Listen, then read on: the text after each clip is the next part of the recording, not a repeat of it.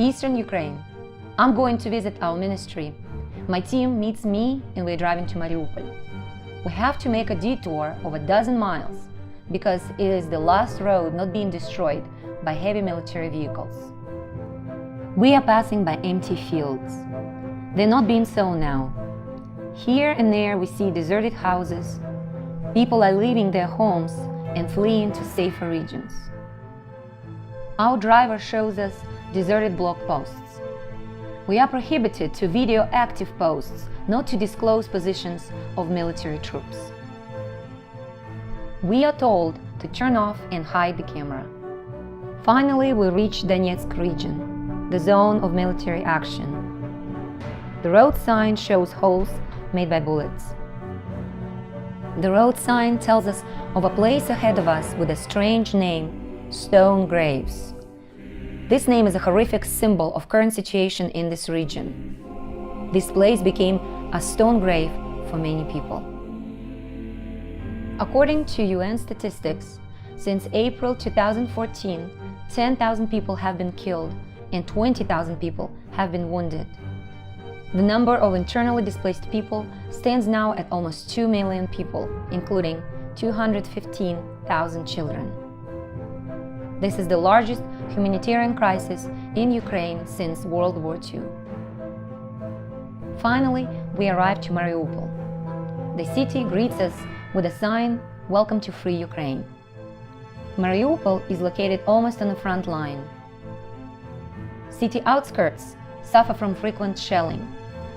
Many houses are destroyed. But there is still life in the center of the city. Thousands of people fleeing the fighting zone seek shelter here. There are so many people that city authorities are unable to help everyone. The city shelter would host up to 10 people in each room. There are only beds in this shelter. Only one kitchen, one shower, and one toilet on each floor. This is the kitchen where the internally displaced families have to cook their foods. They put portable little electric ovens on this table, and that's their kitchen where they could prepare something for themselves. Moreover, these people have no means to buy food, medicine, or clothes. Often, while fleeing the fighting, people had time to grab only documents from their destroyed houses.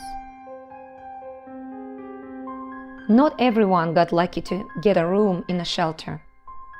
Most people have to find housing on their own. Oftentimes, such housing is a hut with a dirt floor or dilapidated house without water, gas, and electricity. Mulberry International Resources tries to help all these people. Our team in Mariupol consists of volunteers from several local churches. We regularly feed thousands of internally displaced people and at-risk families with hot meals. We distribute food packets. We buy life-saving medicine, basic hygiene products, beds, blankets, etc. These people will need warm clothing, firewood, and radiators by the winter. Our volunteers work with IDP children with post-traumatic stress disorder. Their parents are in despair. It's not uncommon when the parents couldn't deal with such stress and committed suicide.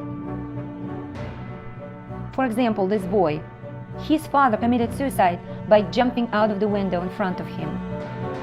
It's evident that all these people also need spiritual help. We pray for each of them. We get to know every person and learn their stories. We share their pain and burden. Such tragedy made these people think of God. The love they see in the Christians shows them the love of God.